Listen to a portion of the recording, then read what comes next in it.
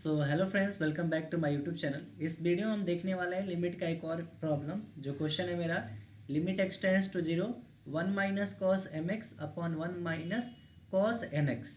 ऊपर में 1 minus cos m x है और नीचे में 1 माइनस कॉस एन एक्स है, यानी ऊपर में एम है और नीचे में एन है। बस यही इसी चीज़ का इसमें डिफरेंस है। तो अब अगर हम देखेंगे तो सबसे पहले चेक करेंगे कि जो अगर मान लेते हैं डायरेक्ट हम एक्स की जगह पे जीरो रख रहे हैं तो ये एग्जिस्ट कर रहा है कि नहीं। तो अगर हम एक्स की जगह पे जीरो रखेंगे तो 1 minus cos m x, x की जगह पे जीरो रखेंगे तो कॉस जीरो हो जाएगा, कॉस जीरो का वैल्यू 1। अब फिर नीचे 1 माइनस कॉस एन एक्स है तो एक्स की जगह पे जीरो, तो zero into n, zero into cos, यानी ये कॉस जीरो हो जाएगा। तो ये कॉस जीरो का वैल्यू 1, तो ऊपर हो गया जीरो नीचे जीरो, यानी जीरो बाई जीरो का फॉर्मेट बन रहा है। और इस फॉर्मेट, ये जो फॉर्मेट होता है मेरा अनडिफाइन होता है। तो अब इसको कैसे प्रोसीड करना है उसको हम लोग देखेंगे। तो मेरे पास जो यहाँ पे दिख रहा है 1 माइनस कॉस एम एक्स, तो हम यहाँ पे क्या करेंगे, जैसे कि 1 माइनस कॉस एम एक्स जो टर्म दिख रहा है, हम यहाँ पे कुछ फॉर्मूलेस को यूज करने वाले हैं। तो सबसे पहले आपने पढ़ा होगा कि जैसे 1 प्लस 1 माइनस कॉस 2x अगर रहता है तो उसको हम लिखते हैं 2 साइन स्क्वायर एक्स। अब इस बात को अगर आप ध्यान से समझ गए तो ये क्वेश्चन काफ़ी इजीली समझ में आ जाएगा। तो 1 माइनस कॉस 2x को हम क्या लिख सकते हैं, 2 साइन स्क्वायर एक्स। अब गौर करिएगा आप कि यहाँ पे जो है ये मेरा 2x है, तो इसका आधा यहाँ पे लिखा जा रहा है, यानी 2x का आधा कितना होगा x, इसलिए इसका आधा यहाँ पे लिखा जा रहा है। अगर हम आपसे बोले कि 1 माइनस कॉस 4x लिखना है तो वो हो जाएगा 2 साइन स्क्वायर, और 4x का आधा कितना होगा 2x। 1 माइनस कॉस 4x को अगर लिखना चाहे तो 2 साइन स्क्वायर 2x लिखेंगे। लेकिन अगर वहीं हम बोले कि 1 माइनस कॉस एम एक्स लिखना है, 1 माइनस कॉस एम एक्स, तो ये हो जाएगा 2 साइन स्क्वायर, और एम एक्स का आधा कितना होगा, एम एक्स बाई 2। तो ये आई होप आपको ये समझ में आ गया होगा। तो फर्स्ट टर्म आपको दिख रहा है 1 माइनस कॉस एम एक्स का, तो उसकी जगह पे 2 sine square m x by 2 लिखेंगे। नीचे में 1 माइनस कॉस एन एक्स दिख रहा है, तो 1 माइनस कॉस एन एक्स आपका क्या हो जाएगा, 2 साइन स्क्वायर, और एन एक्स का आधा कितना होगा, एन एक्स बाई 2। तो आई होप आपको ये भी समझ में आ गया होगा। तो अब इन दोनों वैल्यू को हम यहाँ पे पुट करेंगे इस इक्वेशन में। तो हम उस वैल्यू को पुट करते हैं, तो मेरे पास क्या बन जाएगा, limit x tends to zero, और ऊपर में 1 माइनस कॉस एम एक्स है तो कॉस एम एक्स वाला ये है 2 sine square m x by 2, 2 sine square m x by 2। और नीचे क्या हो जाएगा, 1 माइनस कॉस एन एक्स है तो ये हो जाएगा 2 sine square n x by 2, 2 sine square n x by 2। अब मेरा क्या होगा, ये देखिए 2 2 आपस में दिख रहा होगा आपको, तो ये 2 और 2 कैंसिल आउट हो जाएगा। तो अब मेरे पास क्या बच गया, limit x tends to zero, और ऊपर में बच गया मेरे पास sine square m x by 2, और नीचे में बच गया sine square n x by 2। बस इसमें एक ही चीज़ का डिफरेंस हो रहा है, ऊपर एम है नीचे एन है। अब देखिए मेरे, अब आपने एक फॉर्मूला पढ़ा होगा, लिमिट एक्स टेंड्स टू अगर जीरो रहे और साइन एक्स बाई एक्स जो रहे तो इसका वैल्यू मेरा क्या हो जाता है, 1 हो जाता है। इसका वैल्यू क्या हो जाता है, 1। तो हम कोशिश करेंगे कि उस टाइप का फॉर्मेट बन जाए यहाँ पे। तो हम आगे प्रोसीड करते हैं। अब देखिए इसको हम कैसे लिखने जा रहे हैं, तो इसको हम यहाँ पे लिख सकते हैं लिमिट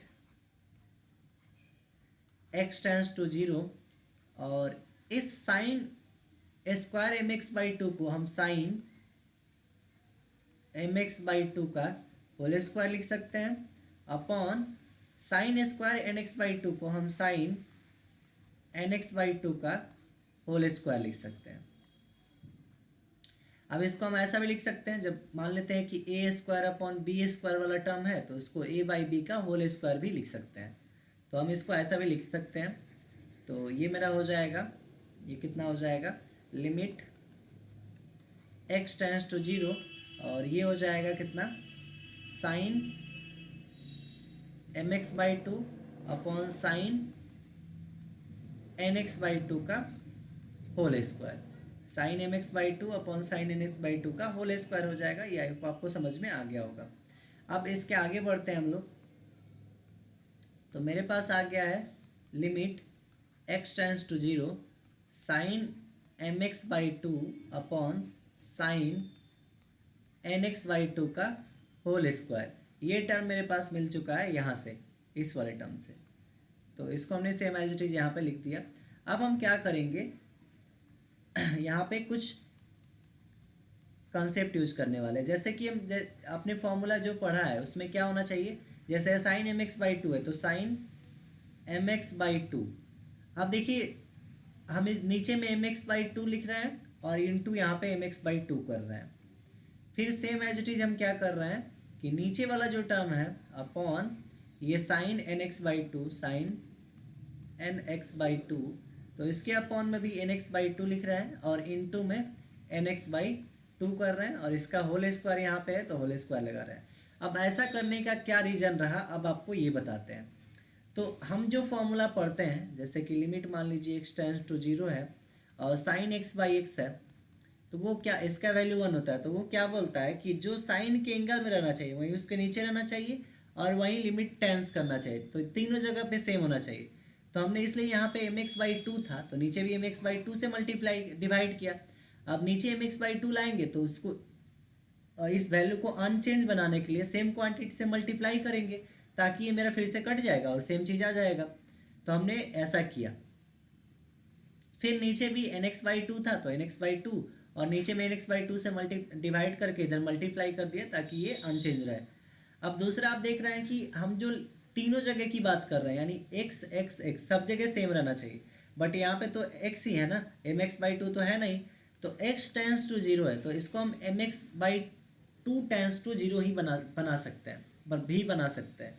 तो एक्स में अगर मान लेते हैं इधर एम बाई टू से मल्टीप्लाई कर रहे हैं तो जीरो भी एम बाई टू से मल्टीप्लाई होगा, तो इधर हो जाएगा m x by two tends to zero में एम बाई टू से मल्टीप्लाई करेंगे तो जीरो।